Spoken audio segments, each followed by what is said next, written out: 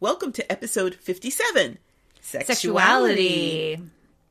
Join us today as we barely scratch the surface of this intersectional and interesting topic. As we think about, childhood history, the prevalence of it in our culture and what sort of messages we get, the ways in which we embody it in ritual space, and so much more. Stay tuned.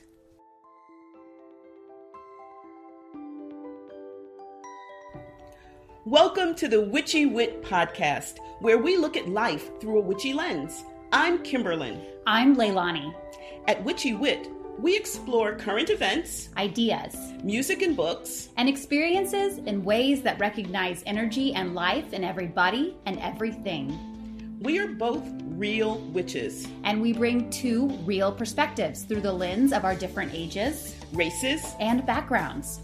With a healthy skepticism for what we have been told is true, our conversations are raw, candid, and vulnerable. Join us as we cast a spell to uncover what we each know is true in our intuitive, witchy selves. Welcome to Witchy Wit, episode 57. Sexuality.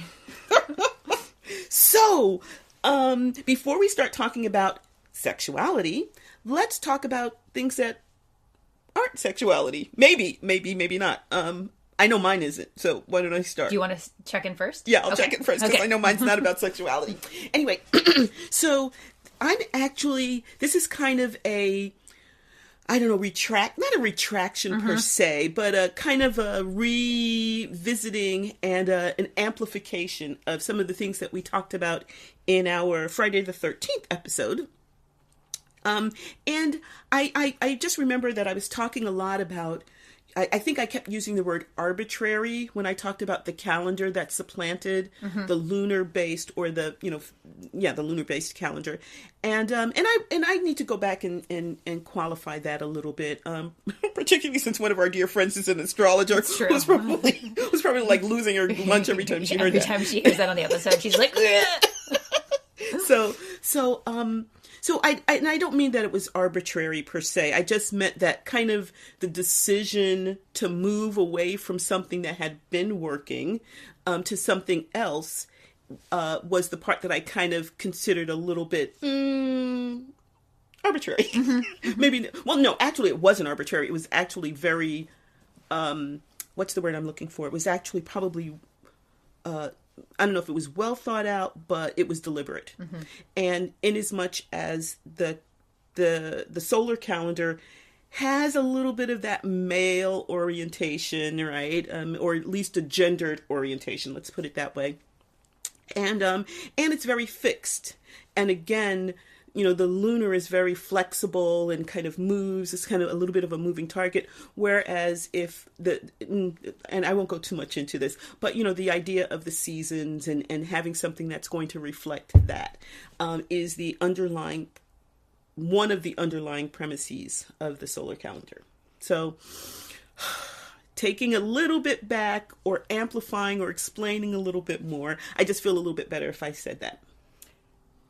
you're such a historian. I know. It's like this is the second edition, Right. Where I've corrected all the mistakes from the first. But I felt like I really should say that because I really, A, don't want to sound like I'm an idiot, but B, I didn't want people to think that that I really felt that choice had no logic behind it. So I just wanted to explain that there was logic, not necessarily logic I agree with, but I totally get it. And if our listeners wanted to hear more about this, where could they find, what episode are we referring to? Well, we're referring to the Friday the 13th episode. Yeah. But one of the things that they might also want to look at are things that, there's a number of places that talk about the solar calendar, and they can, kind of Google that information. Awesome. So I've gotten that off my chest. I feel so much better. I got something to get off my chest. Okay, well, let's hear it. I can buy myself flowers. Woo! Write my name in the sand. I'm just enjoying that song. Oh my gosh, it's so funny when you said that you were into that. I almost the first time I heard it, like a couple of weeks, I guess a week or two ago, I said I've got to send this to Leilani, and then I said I just sent her so much crap. So I said I'm not going to send her a song that I'm sure she's going to. You did that I'm sure she's going to hear on her own. But I just heard that, and I just thought about some of our discussions, and just some of some of our path, and. And doesn't she have a line about holding her own hand? Or like, damn, yes! I can hold my own hand, talk to myself for hours, say things you won't understand. Yes! Oh, yes! I just love that energy of like, I am enough for me. Like, I can meet my needs. And if somebody else wants to come along, that's great. But I don't need that. Yes. I need me. Yes. Yeah. I am enough. And the amount of times that I wish that song could have been around for me in previous times. And then I thought about, like, how great is it that it's available now? And how many people will that song be their anthem for whenever they make those hard choices, but those good choices for them? Totally. And it's, to me, it's like another step in the evolution of Miley Cyrus too, right? Oh, yeah. It's just, she's growing into her womanhood, and, there were some, she made some choices, whatever. We all do. And this is one that I'm really liking. Yeah. And I'm really listening to. Yeah. Yeah. And I really like, this is some speculation from like some Miley Cyrus fandom, which I am not necessarily a part of. Oh, okay. Okay. But, I didn't know if you were. Okay. No, but a coworker and friend of mine gets some TikToks about it. And so she shared them with me. And Miley Cyrus has not confirmed this, but the idea is that when she married the gentleman that cheated on her, and that's why she left and wrote the song, the song that he dedicated to her was I should have bought you flowers and held your hand. Which by the way, is a breakup song. Yes! And the song that tears me up when I hear it. Yeah. Because it's him talking about like all the mistakes that he made and how he should have treated her better. Yeah. Now she's dancing with somebody else and it's his fault. Yeah. So what I love is like, this seems so magical to me. She took the lyrics and then transformed them into like a very empowering. Yes. And I just love that. Like talk about magical alchemy. Yeah. Taking that heartache and actually using it to kind of impel herself into her next stage, her next evolution, kicking the chrysalis to the curb and becoming the butterfly. I don't think that's the proper terminology for it, but whatever. Yeah. Yeah, good. And it's a fabulous. It's a good dancing song. It is, and kind of like a different. I mean, can you do West Coast swing to that? I don't think you can. I think it's a little bit fast. A little too fast. Yeah. But I can dance to it. But you can. I mean, we don't have to do that. Yes, there's plenty of dancing, as you'll probably. Well, no. There's plenty to dance to. So sexuality. So I think this had been on our, let me use my words.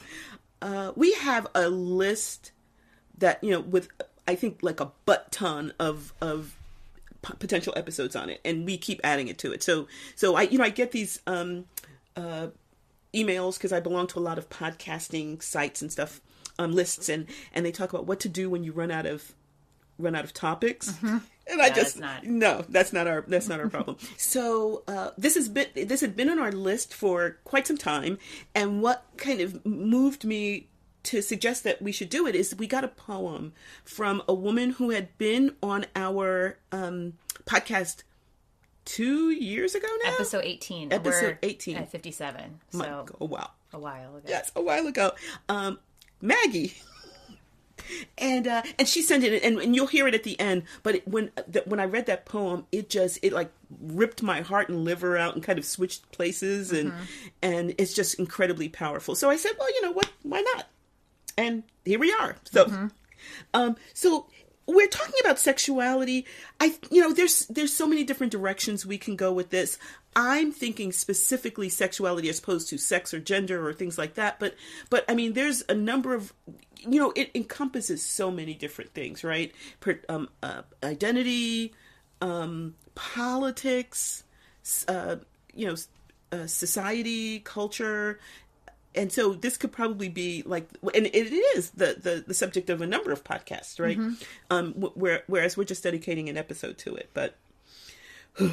And I want to just bring up too that, and this is something we'll get to eventually, is that in addition to all of those things, for me, it's really interesting, like Venn diagram overlap with being a witch. Oh yeah. So and its impact on my spirituality and my spiritual practices, and how that then shapes the way I interact with it politically, romantically, personally. Like I bring my beliefs into that, and then that comes into my spiritual practice. So it's like it goes both ways there. Totally. It goes both ways. Spirituality, or sexuality, and good girl. And me. Yeah, so yeah.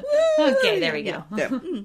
So, and what's so fascinating for me is I totally agree, and because I didn't have that connection in my formative years, there was a lot of stuff that happened with me in terms of sexuality before I could start seeing this connection and seeing the ways in which they kind of infused each other and supported, et cetera, et cetera.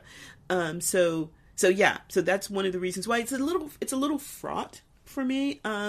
Just over the years. Anyway, so let me just give you a little background. Let's do that. Okay, yeah, so a little bit of background. So, I grew up in I'll say it, I grew up in the 60s and 70s.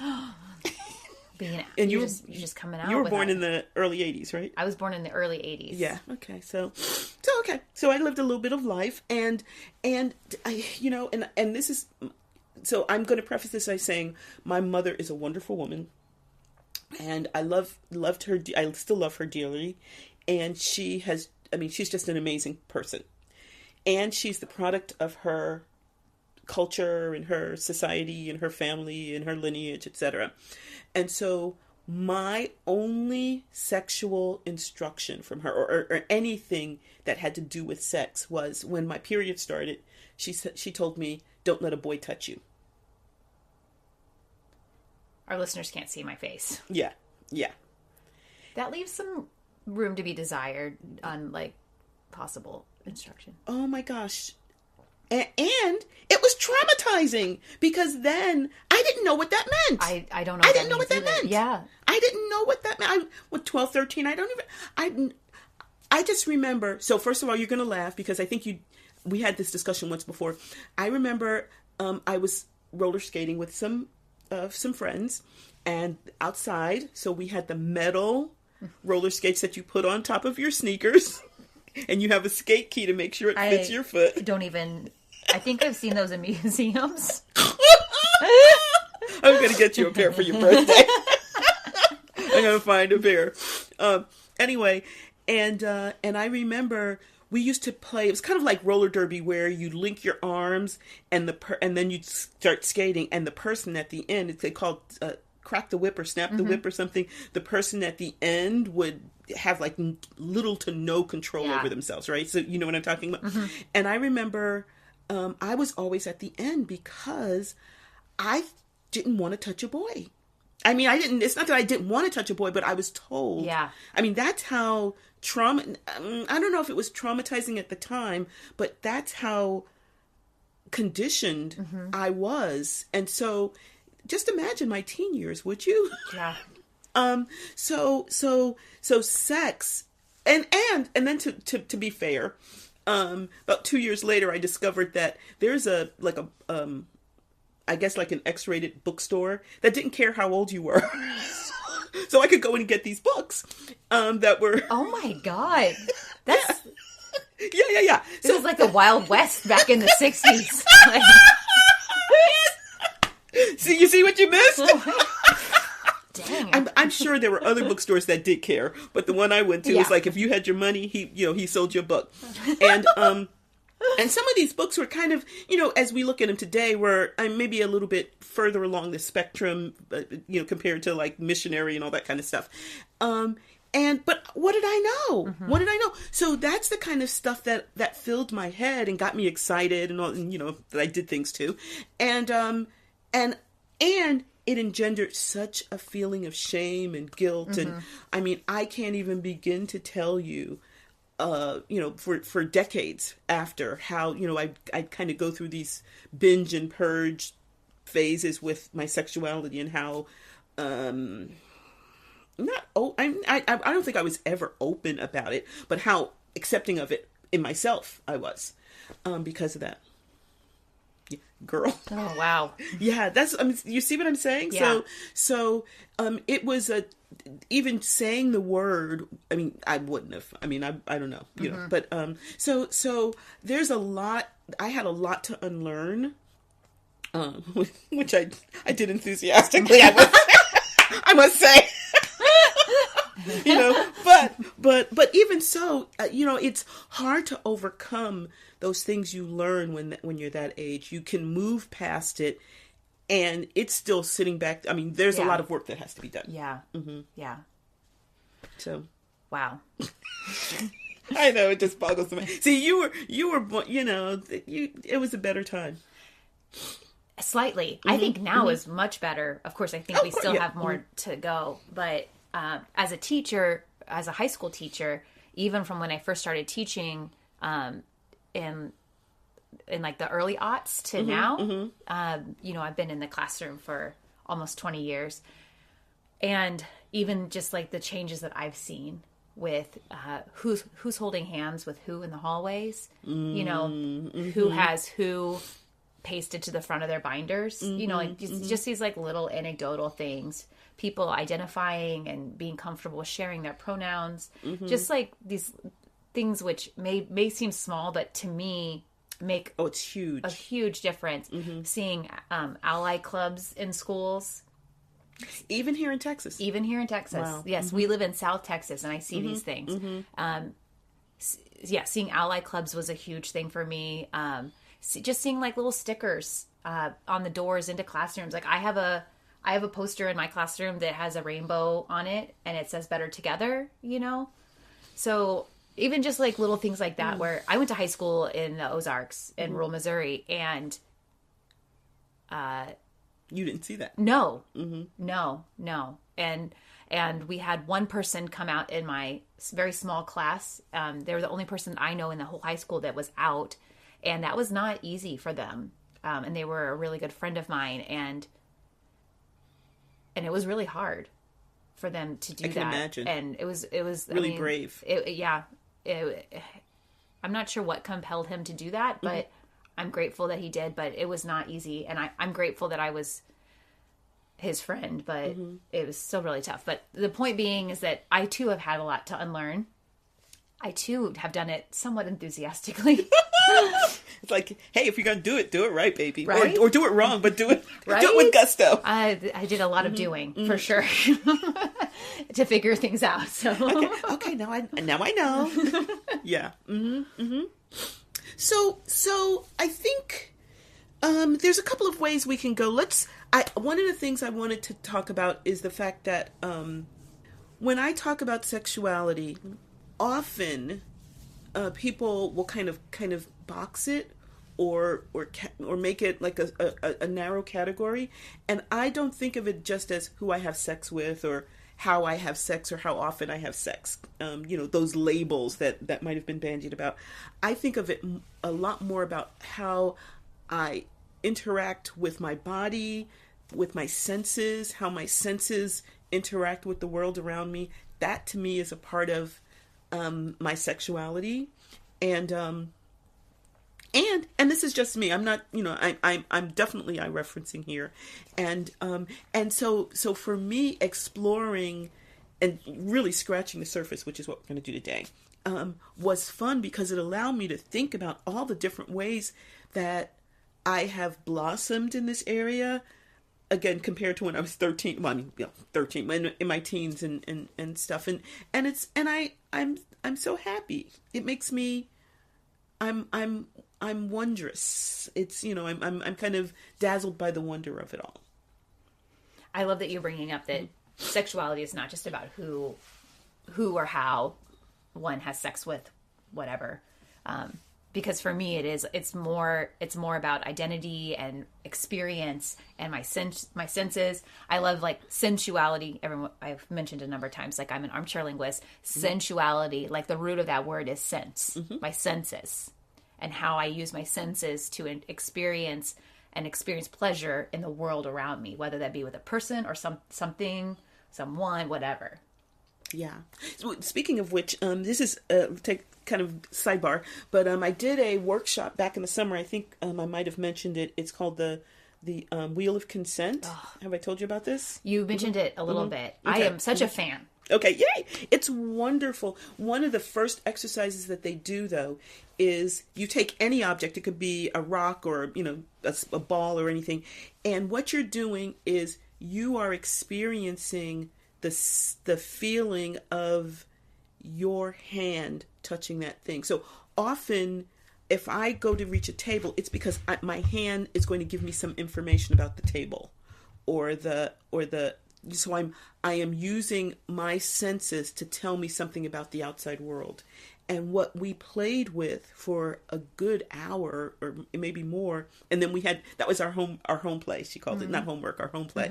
We would do that more at home, is actually feeling the sensation of something touching your skin, the sensation of your skin touching something, and focusing on that sensation, not focusing on the thing that you're touching. Think about that. So take your hand now. Okay. No, don't take your hand. Here, take that. I'm giving her a crystal. Okay, listeners, if you're not driving, maybe you can try this too. Okay. So now you're not trying. I just gave her an amethyst. You're not trying to learn anything about the amethyst. Just feel the coolness of the amethyst against your hand. And maybe close your hand over it and feel the roughness of it against your skin. And maybe roll it. And then for me, where that was like, okay, yeah. Take it with your other hand and run it over the back of your hand. Because we're not used to using that as a sensory thing. Or I'm not used to using that as a sensory thing. And when you run that, it's like, oh my gosh, that's what so this idea of playing with your senses and we just spent an hour just kind of like making love to our hands. And isn't that amazing? And you can do that. You can focus on your neck, or you can focus on one of our sexual areas like erogenous zones, but it's actually more fascinating because often when we're involved with someone, we dive into that. It's sometimes more, I don't know, enlightening or something. I'm not sure what the word is, to just do that on your shin, or your thigh or something. So that was an eye opener for me because I didn't realize how often I was very business. That's a tiger eye. Sorry, we're getting sidetracked. I'm just yeah. I didn't realize how often I was very businesslike about it. It's like, okay, now let's do this, and now let's do that, and now let's do that, instead of just, okay, what's the feeling? Like you could touch your boob, like at the top of your boob or whatever, to keep from diving into it, and then just what's the sensation of your fingers against your skin, and what is the sensation on your fingers of that skin? So it's like a two-way street. She often says that's why she has us do a stone or something, is that it's kind of complicated when you have you have that information coming from two different places, and so it's easier to focus if you just use another device. But just that, getting outside of, okay, I'm going to go have an orgasm, just kind of, I'm just going to sit here for an hour and just feel my hand or whatever. Yes. Yeah. And my thought whenever I listen to you say that is how powerful it is to dive into the fact that we have so much sensual opportunity. Again, sensual rooted in the word sense, right? And even if it didn't go anywhere necessarily sexual, but just existing with that sensuality, which is, I think, can be tied to sexuality, can lead to that, or it can be interwoven with it. But how powerful that I hold that in my body. Right. And just me. Yes. Just me on my own. Yes. You can, and then of course, like we'll go down that rabbit hole. You can add in people and things and places and time and all of that, you know, too. And just something as simple as me sitting here with a rock while you were talking, and I was just rubbing it on the backs of my hand, feeling the smoothness and the roughness and the edges and the cold and the weight, and just enjoying that. And think about this. I know part of this is a defense mechanism or a survival technique where you can sense and capture your prey, dinner, or you can run away from the saber-toothed tiger or whatever so that you can live for another day. But skin covers our whole body. That's not just for survival. I mean, there's the senses that we have in our skin covers our whole body. Our whole body is a sensory thing, sensory absorption. Organ? Yeah, sensory organ. Oh my God, I'm so glad I'm retiring. Like I lose my words. You're a historian, not an anatomist. Or a linguist. There we go. Okay, thank you. But yeah, this idea that we are built, our body is built to absorb sensory information, and the idea is that you can play and have fun. It doesn't just have to be, okay, what information do I need? Okay, it's hot, so I need to put on a sweater. No, you can play with every part of your body. I mean, your ears. Yeah. Your scalp. Yeah. And like on the other side, like you said, like it's cold, I need to put on a jacket. Or, and you can play, and it's not just insert penis here for fertilization. Oh my God. Think about all the room. If we put both of those, like think about all the room in the middle. And I feel like that's where we, in my life experience, it's either supposed to be like that or that. And like that center part is totally left out. Oh yeah. But that center part, I think, is like where we exist most of the time. Yeah. Yeah. And it's just, if I feel as if I can do that more intentionally, it's just such a wondrous place to be, right? But often when I have that opportunity, I'm watching White Lotus or whatever, And so I have to, I mean, I don't have to, but I really would like to, I've already forgotten so many of the lessons I learned last summer, and I need to go back through my notes and try to recapture some of that, because it's a wonderful thing, and I'm glad we're doing this episode to remind me to do that. Me too.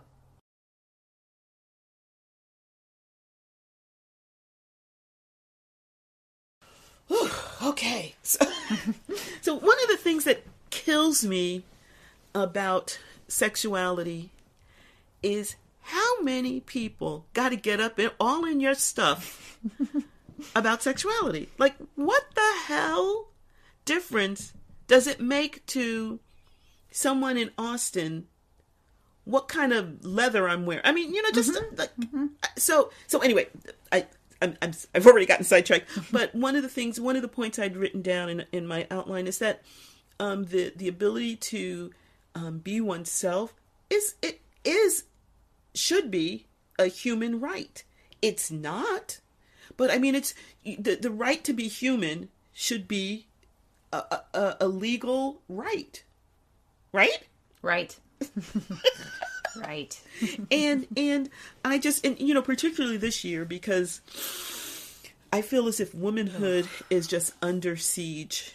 Right now, that, the people who have absolutely no business in my house can tell me what I should be doing with intimate parts of my body.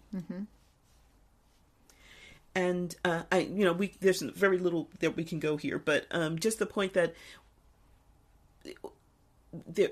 basically we're taking away people's autonomy, and the fact that, and why? I mean, could you explain to me why? Power and control, particularly of the patriarchy. I'm not saying it's a good reason. Like when I woke up this morning and I say, Alexa, play NPR, and one of the first stories I heard was about anti-trans legislation. And then another story I heard was about taking African-American studies out of the curriculum in Florida. Yes. But I think all of the, like, these are all methods of power and control, and it's just horrific. You know, and so just to take, I don't want to dive too deeply into this because it's a horrific place to be, but, you know, I'm trying to understand it, and it's hard to understand the understandable, but I think, you know, a lot of it is that kind of, remember I said that I went through periods where I was feeling a great deal of, you know, self-loathing because of my sexuality and or shame and guilt. I suspect that people going through that find it difficult to sit in that or to work their way through that. And so I'm guessing that there's an element of projection involved in that. You know, there's a lot of shadow going on with that. That's to me obvious. But I'm guessing that because people are feeling a little or a lot uncomfortable with their own sexuality, it's easier to not think about them. And it's much easier to focus on someone else's sexuality or how they're expressing their sexuality. I am just grateful that people are finding spaces now where they can create safe places for themselves, and it makes me sad that we don't live in a world where people are offered space to figure out who they are and how they want to live in this world. And I just said this to a coworker today. I think we would just do the world so much good if we didn't assume that a child was straight. If instead we just assumed that the child was a human and then let them figure out who they were. And like, what would it be if instead of coming out, we just grew and changed? And maybe right now we think one thing and then we explore another thing and then we figure out we're this, and then a little bit later we're like, oh wait, no, I like this, or I want both, or whatever. But I just think that that's the type of mindset that I want, to create a space where people can tell me who they are and that I will believe them and support them. And then if they tell me they're someone else, or they've changed a part of who they are, or they've learned a new part of who they are, or whatever, like I'm down for it. Yeah. Well, and that's another thing I wanted to say in terms of sexuality, is that it's not this fixed thing. It's like anything else on your body. It evolves, it grows, you change. You know, you're involved with a certain person, and that's going to color, you know, some of your choices, or your, you know, I can't remember, is it demisexuality, where you're in love with somebody and then you become whatever it is that you need to become to be with them? Maybe that's not the right term. Isn't demisexual where you're friends with them and then you... Oh, never mind. Okay, so the terminology is not important, but I can't remember. There's a term for when you're in love with a person, and it doesn't matter who or what gender or whatever. That's you're in love with them. And what are you seeing? I'm looking up demisexuality. Okay. So this says demisexuality is a sexual orientation in which an individual does not experience primary sexual attraction, the type of attraction that is based on immediate observable characteristics.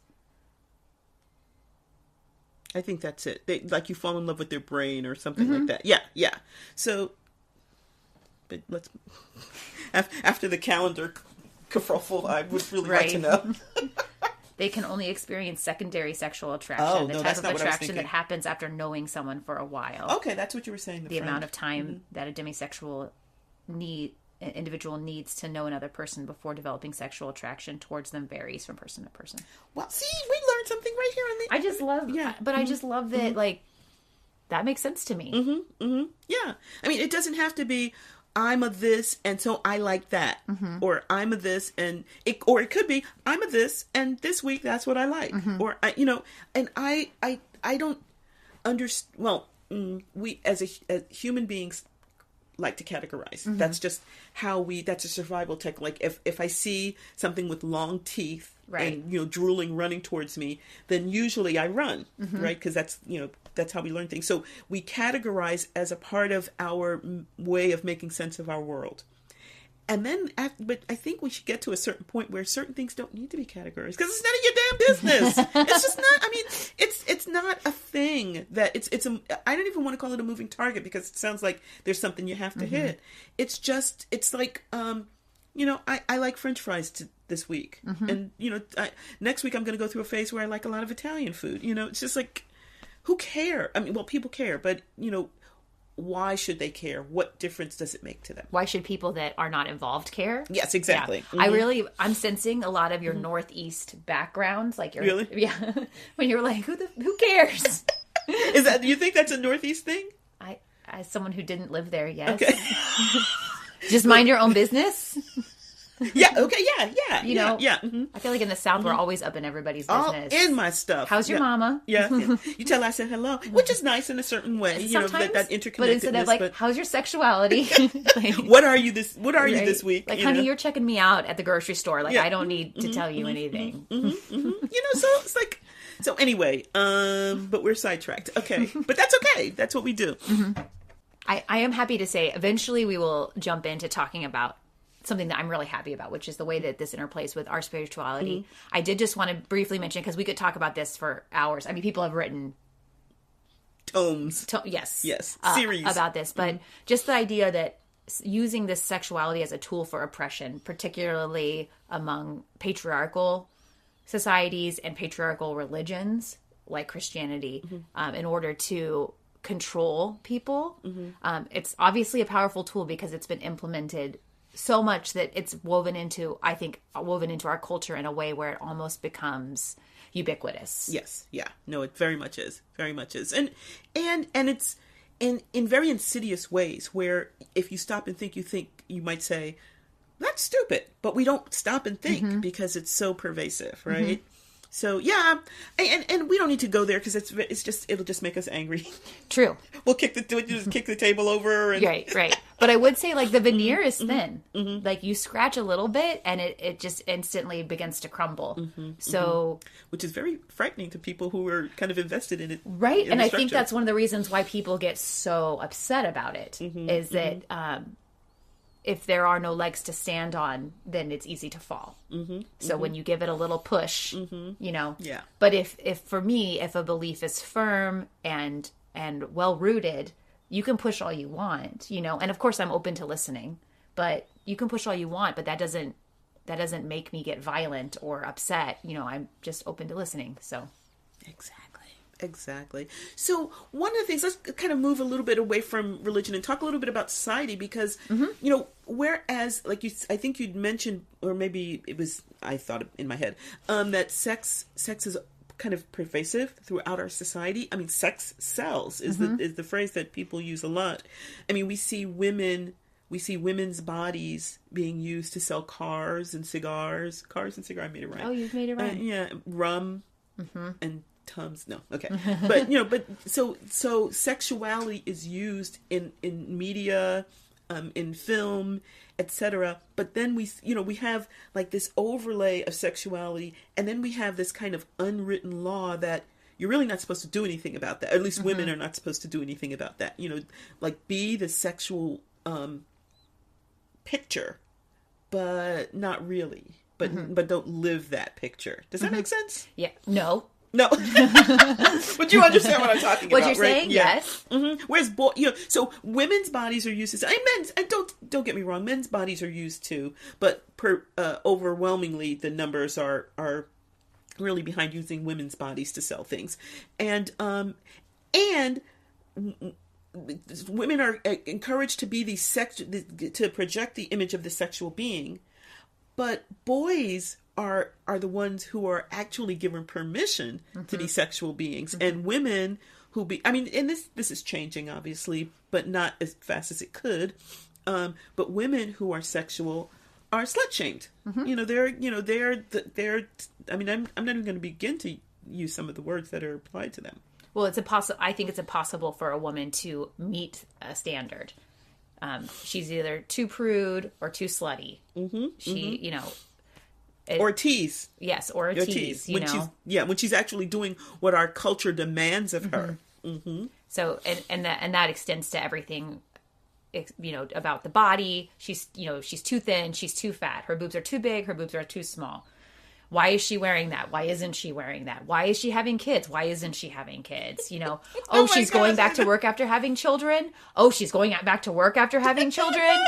It's just, it's impossible. Mm-hmm, mm-hmm, mm-hmm. I mean, across the board, but definitely in sexuality. Mm-hmm. Yeah. And it's funny because it's so ingrained in our culture. I have a note on here, how we have kind of this trope where women are treated. I mean, I'm thinking particularly the rom-coms. So you have these romantic comedies where a guy is essentially stalking this woman because he's kind of glommed onto her as the sexual object that he wants. And the whole film is about how he's trying to convince her that, yeah, you really want me. Yeah, you really want me. And then at the end, she really wants her, because it's a romantic comedy and that's how they end, right? No means no. No. The movie should have been 5 minutes long.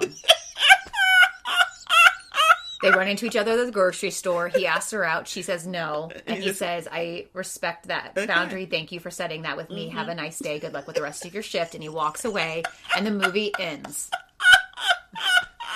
You've just decimated Hollywood. You know that, right? And Bollywood, for that matter. Yeah. So yeah. Okay. Are you okay? Yeah. Okay. So yeah, it's one of those. It's so ingrained in our society. And that's why, as we talk, I'm teaching a class this semester in women in music, and we were talking about feminism and third wave feminism, where women are just basically claiming themselves and claiming their bodies and doing with their bodies what they want to do with their bodies. And people are saying things like, well, and second wave feminists, I guess I'm one of them, but I hopefully I'm not doing this, where they're saying, you're being a part of this oppressive blah blah blah, and the women are saying, I don't care, this is what I feel like doing. Mm-hmm. Okay, just leave me alone, get out of my face and get out of my business. Mm-hmm. So well, and I love the intersectionality mm-hmm. of like the way that mm-hmm. it overlaps so many things, mm-hmm. and none of us are free until we're all free. Oh my gosh, thank you. So I'm a white woman currently in a heterosexual relationship. That does not give me a pass to not care.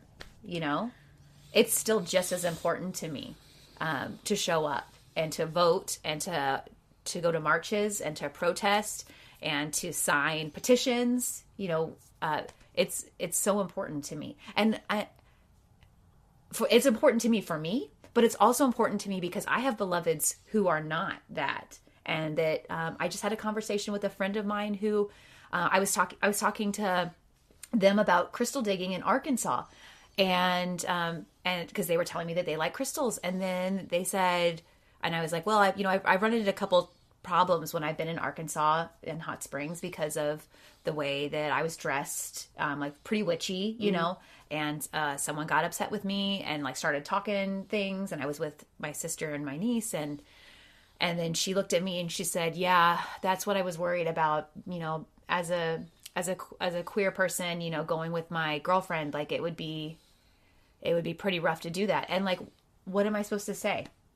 No, you should go. I don't know. Mm-hmm. Like I was like, oof, like that actually makes sense. Like, I'm not sure. Like, I don't know if I would go, mm-hmm. but that's bullshit. Mm-hmm. Oh yeah. That's bullshit. They should be able to go dig crystals I know. with their beloved, yeah. Mm-hmm. But that's the world that we live in. And so I'm like, well, like what a privilege for me to stroll up in there, and do that. And they can't feel that sense of freedom. Mm-hmm. Mm-hmm. Oh yeah. And yeah. And like I said, I don't want to, we can go on and on and on and on about this, but, I just think that one of the things that I'm hoping will happen with all of the nonsense that's happening right now legally and mm-hmm. is that this is just, the stretching the elastic band so far that we're going to it's either going to snap or we're going to snap back, right?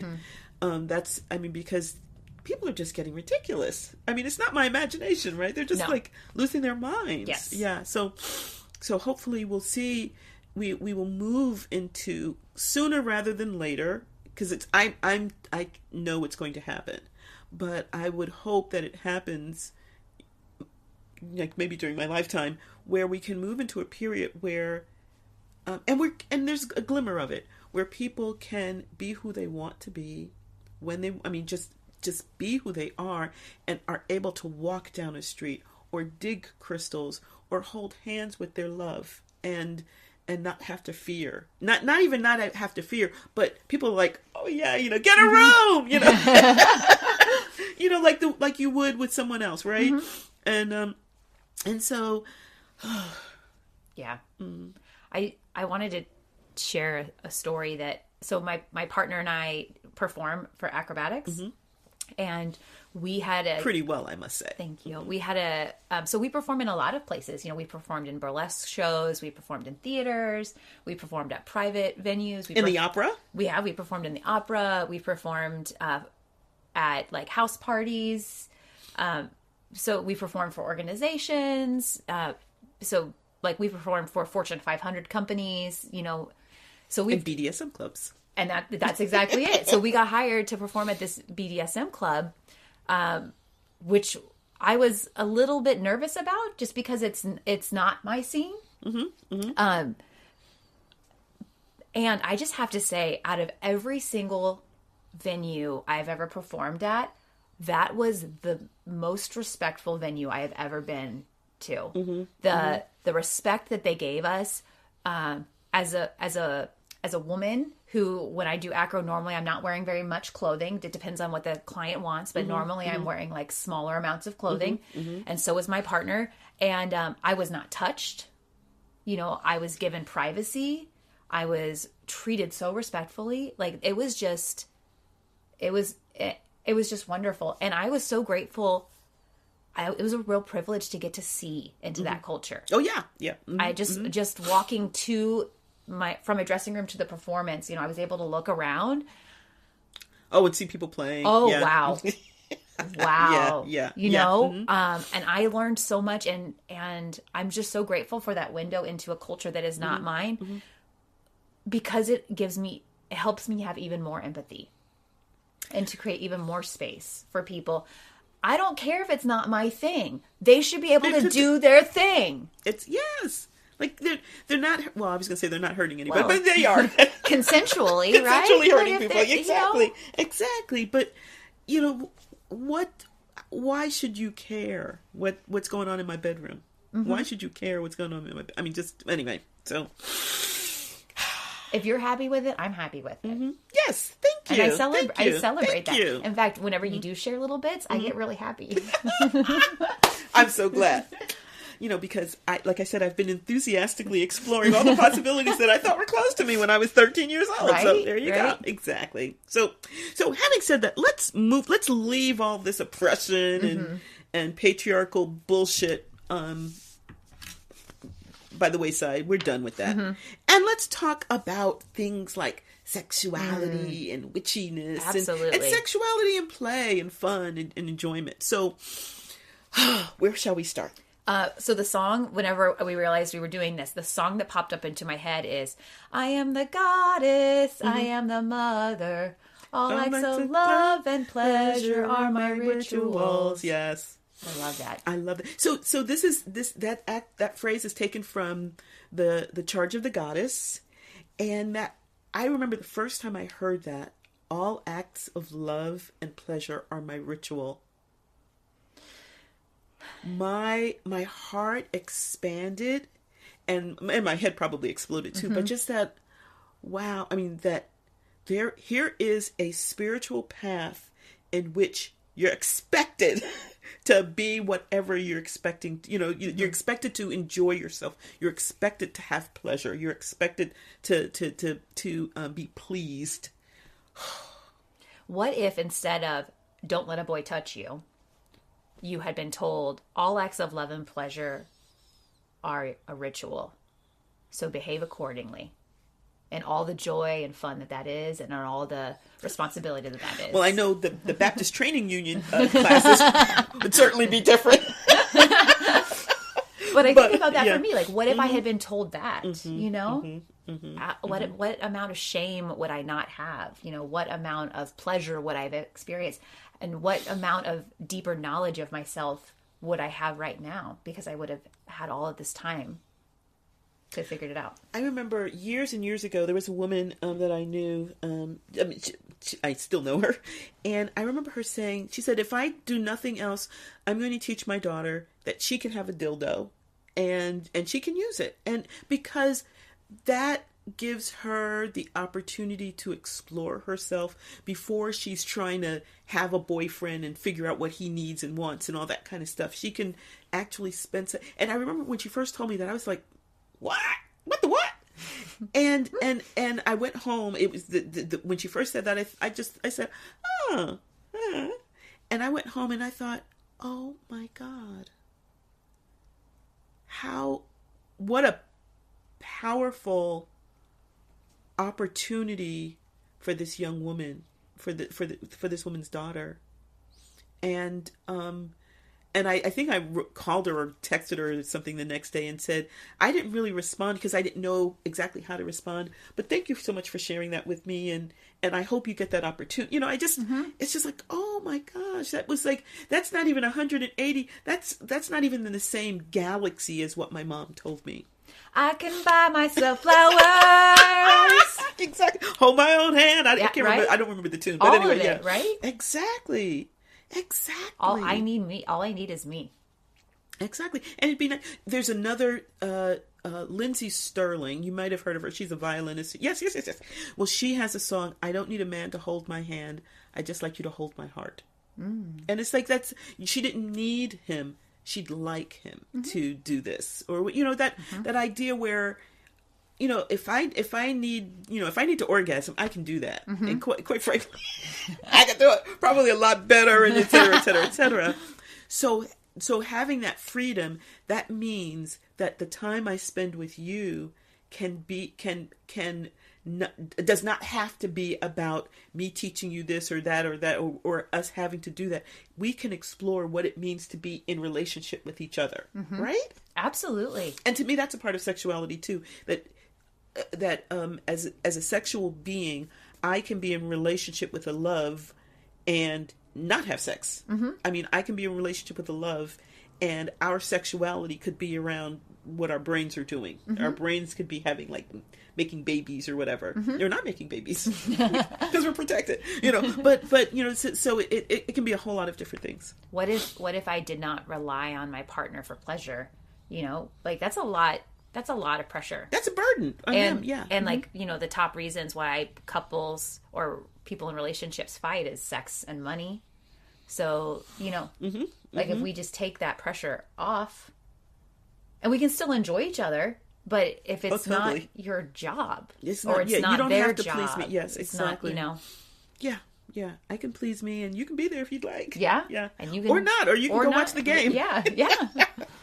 Just let me know, because I want to catch all the what is it, the Super Bowl, right? the halftime. It's gonna be the commercials. Yeah, the commercials, exactly. You know, so yeah. I mean, just that freedom allows, if both of you are intentional about that, recognize that, can be just wonderfully empowering. And there's another word, but kind of lifting the burden, freeing. Yes, freeing. I was really. So I had practiced like kind of on my own, and then I had practiced a little bit with a group, but I was fairly young, and the group was fairly young. And then I had practiced a little bit with some like public circles, you know, they did like public ritual. So my practice did not have a lot of depth to it. You know, it was pretty, you know, because we were either really young, really new, or really public. So that to me, like, I was pretty PC. So whenever I added a lot of depth to my practice in the circle that we share now, that was when I was really introduced to the concept of Beltane. And let me just tell you, girl, you do Beltane. Let me just say, I've been in your Beltane rituals, and you do Beltane. Thank you so much. And you help us to do Beltane too. I feel like people like are pretty excited to jump on Beltane, and I don't really feel that energy, but I do really love doing Beltane ritual. Really? Yeah. Like I don't feel I've never once been like, I need to do Beltane. Beltane is like, you know, but I have, like, when the opportunity has arisen, Sexual pun intended. Or I know I was trying to keep a straight face with a straight face. Or okay. I've taken it, and I've really enjoyed the depth that it's added to my understanding of Beltane. Yeah, and the elements, because you haven't done all the elements yet for Beltane. So fun fact for our listeners: over the years, I have slowly been accruing the Beltane rituals that have been based on an element, and I actually wasn't even aware that I was doing it until you pointed it out. Oh, really? But I just, as like an elemental witch, like I identify more with elements and archetypes and energy than I do with like particular goddess traditions or myth traditions. So I guess it was just something I did intuitively. Wow. It was I didn't realize. I thought you had it all plotted and planned. No. Oh my gosh. I do now. Yeah. Well, because you're almost done. This will be the last. Yeah. But so over the years, I have accrued these rituals that I've done Beltane through the lens of fire, Beltane through the lens of water, and Beltane through the lens of earth. And so this year, I have Beltane, and I'll be doing it through the lens of air. Air. Which is... If you haven't, you can go back and listen to our recent air episode. Yeah. It's our fourth and final installment in our elemental. So we waited till the last minute. Yes. Why but it's gonna be interesting. Oh, I'm sure it's gonna be. They have been fascinating in the past, and I know they say past. What is it? Past past performance is not a guarantee of future rewards or whatever, but for me it is. Yeah, it is. Thank you, because that's how I roll. But okay, there we go. But just so our listeners know, Beltane is based on this concept of like so you're in the winter, it's cold, everybody hunkers down, you're not sure if your food's going to last through the season. You're surviving, right? You're surviving, exactly. And you're probably just with your family or like your tribe or your clan or whatever this small group is that you're literally surviving with. And then they would go out and they would light a Beltane fire at the top of the hill, and that would like signal that it was time for the villages to come together to meet. Well, because so here's the thing: if you're just hanging out with your family, when it's time for young people to expand their horizons, that's not the word I'm looking for, but you can't do that in your family. You can, but then people start having 12 toes and stuff like that, right? So that's where you get to meet other villages or tribes or whatever. People can find mates so that they're making sure that they kind of spread that DNA out there properly. And like how exotic, no one wants the boy next door. They want the boy from over there. Yeah. Or the guy or the girl. It doesn't matter. It doesn't matter. Or the girls. But the point is that so after this season of kind of hunkering down and protection, etc., it's warm. You can take them, throw off all those goat skins or whatever you're wearing. Maybe take a bath. Hop into the water. Put some flowers in your hair. Put some flower, because there's flowers now, and the June is busting out May is busting out all over, and life is good. And there's fires. Which is awesome. So I've been able to like take Beltane and look at it through the lens of the elements. Now my favorite one was the Earth My Lover ritual that we did. That was your very first one. Not your very first Beltane, but the first one that you did that had an element. Oh my gosh. Can we sing that? Yeah. Okay. Can we say where it's from? Yes. I don't know. Can we? Oh, yes, we do. It's Arcadia Witch Camp, but I don't know. We don't know who wrote it. I'm not sure who wrote it, but it is from a reclaiming tradition. From the Arcadia Witch Camp. Witch Camp, yes. And then it made its way through another witch camp to us. And then it made its way from us to our circle, which I just love by like pointing that out. Like I'm not sure how it got from Arcadia to where we got it, but I just love that it's been passed around. And when they hear it, I think they'll understand why. Yeah. Okay. You ready? Yeah. Deep dark velvet earth, my lover, open my mind and open my body, wet and welcoming, sweet, surrendering, starlight and bone, the power from within. Yay. I love it. I love it. And one of the things that I love about this is that it's a part of our practice. It can be a part of our practice, and it has been a part of our practice, but it actually points to this huge other way of living life that I think we do touch on in our practice, but some people are living much larger than we are, and that's ecosexuality, and this whole idea of the earth being our, so we have the earth as our mother, we have the earth as our lover, the earth as our protector, the earth as, as all these different as the forms. final holder, the cauldron that we go to. The embrace that we go into when we lay this body down. And we treat her so shittily, we really right? do. We really, I mean, the way, I'm not even going to, because we said we were going to stop like venting, so I'm not going to go into this more, but, the whole idea of ecosexuality is recognizing the earth as a body and living and breathing, and we are in relationship with her or him or it or they or whatever. And so there's, I have a whole list of things written down that we don't need to go into, but there are a number of people who have really embraced that. And I'm just going to mention Annie Sprinkles and Beth Stevens. They've been going around marrying the world. They've married the mountains, they married the oceans, and they really bring into this whole excitement, enthusiasm, like that first love, when oh my gosh, and they live that constantly. It doesn't pale, and so some of the people, can I talk really briefly about some of the things that these people do? Yes, just a fun fact, they inspired my Earth My Lover ritual. There you go. That makes so much sense. I read about them, and I found mirrored in them so many things that I feel. Well, why don't you? Because you have more direct. Okay. But I have never married a tree, But right? Don't ever say never, right? Or the ocean or a mountain. But I do find them incredible. I do find nature to be incredibly sensual. Oh, so then when I read about these, I don't know if they identify as performance artists. But when I read about them, I was like, oh my gosh, yes, the earth is my lover, among many other things.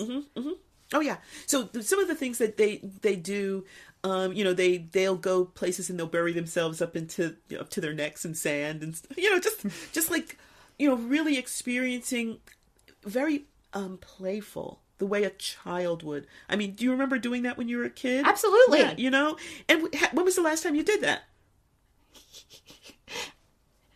Probably last week. 2020, I buried myself in wood chips. No! You go, girl! Oh my gosh! We'll talk later, but yes! Did anyone set him on fire? No, that would be cool, though. Well, we'll talk. But yeah, see, that's the thing is, you're living this. You're an ecosexual. I do think I am. Yeah.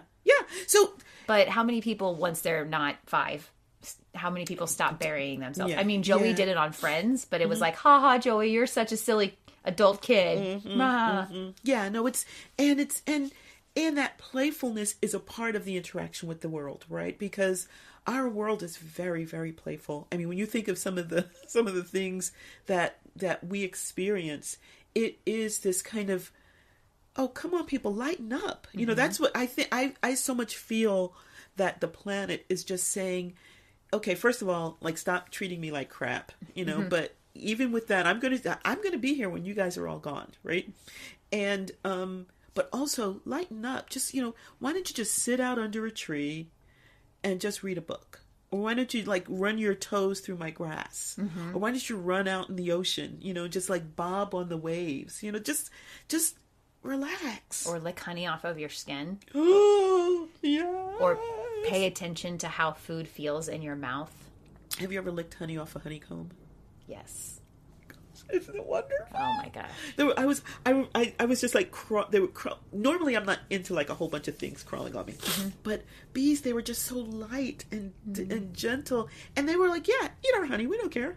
Like, I'm sure if I was like taking it away, right, they'd have a little something to say about that. But I just like dipped in and like, I was like licking, and I think I licked a bee by accident, but they got out of the way. He got out of the way. I guess they're he's, right?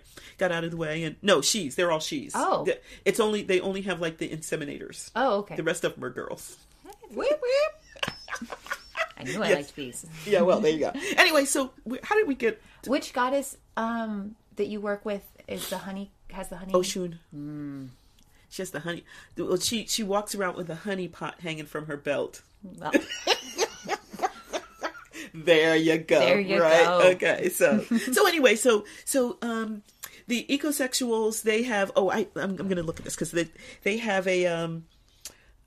when they protest, they carry signs that say "fuck, don't frack," or "composting is so hot."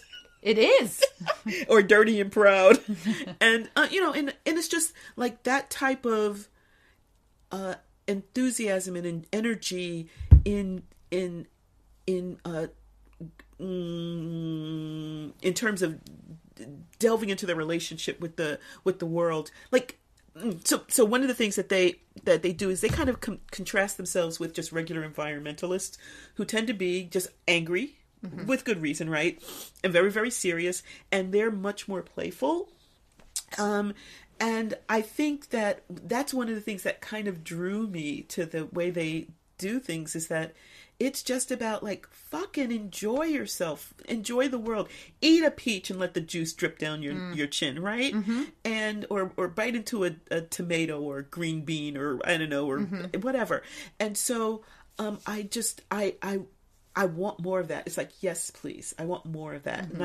And so one of the things in kind of looking up the stuff for our episode is like, I used to do things like this. I used to sit under a tree. I used to hug.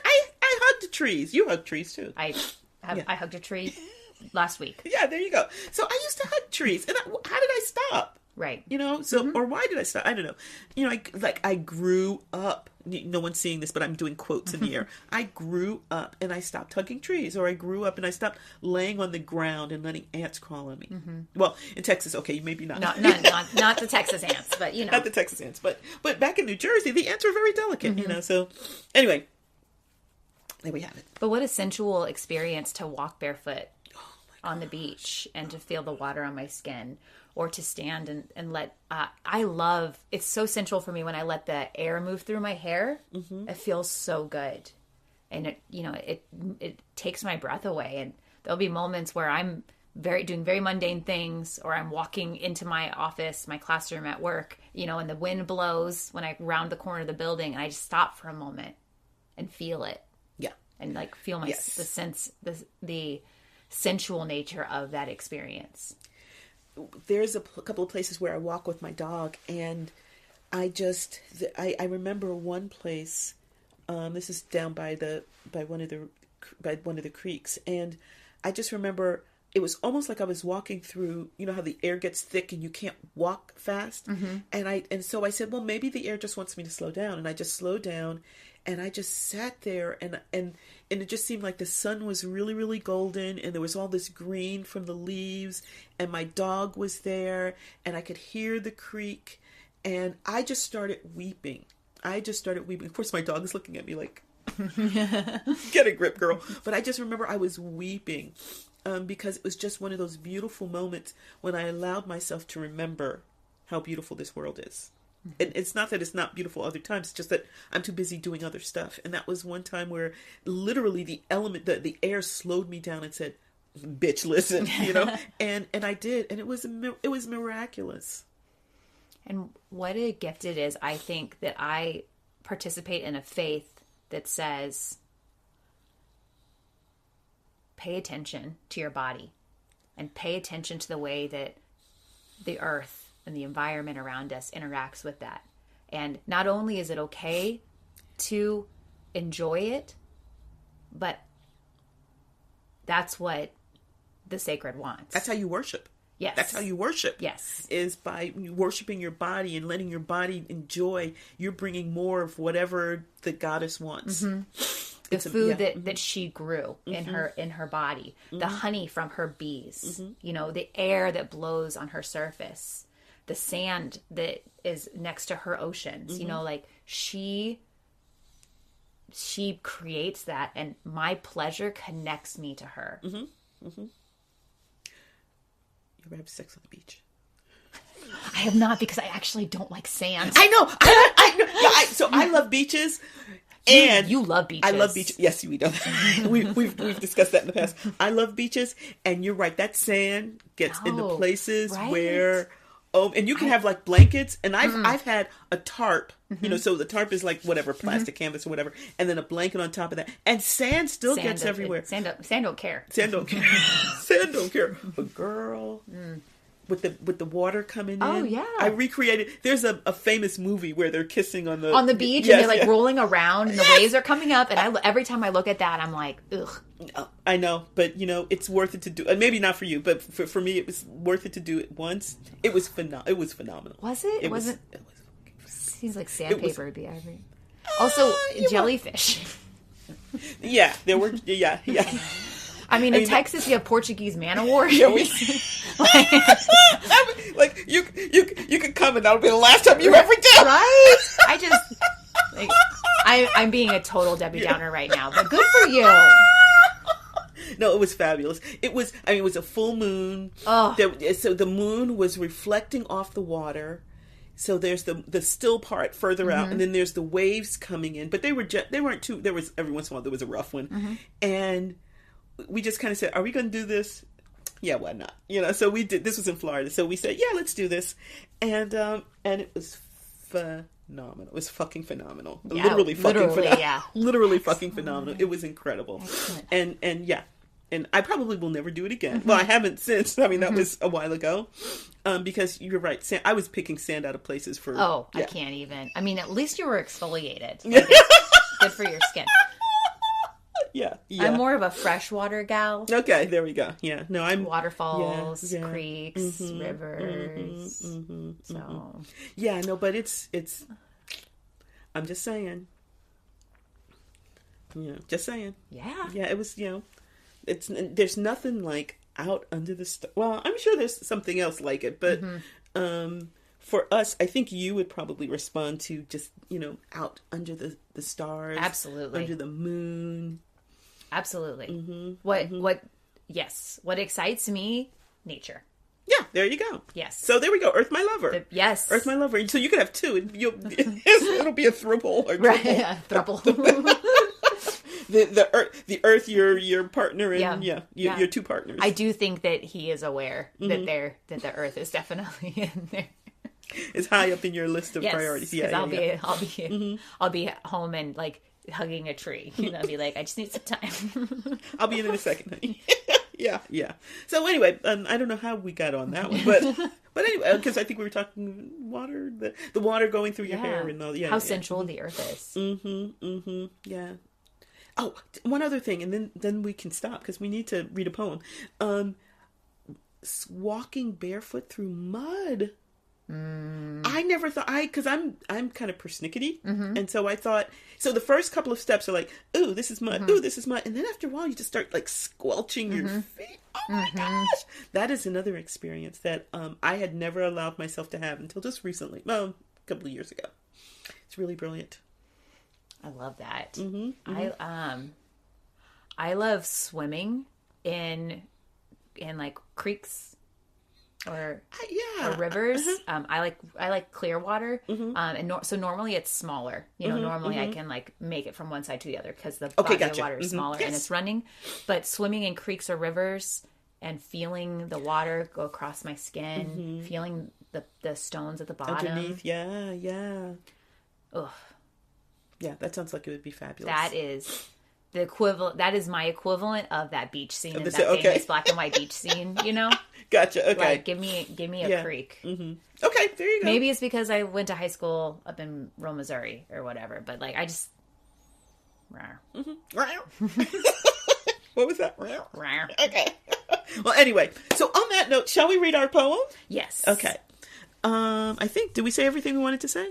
Okay, No. let's do this. No, of course not. But that's an impossible task. That's an impossible task. Okay. So the poem that we're going to read, I don't know if this is its title or if it's just a dedication, but it starts out to our beloved trans and queer family. And it's written by Reverend Ashley Horan, who is the organizing strategy director of the UUA, the Unitarian Universalist Association.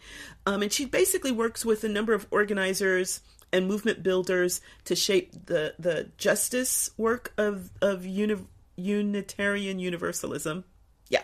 And has done a great deal of work with that. And she has blogs and poems and she just seems like I want to party with her. Anyway, so we're going to read a poem that she wrote, and it starts out to our beloved trans and queer family.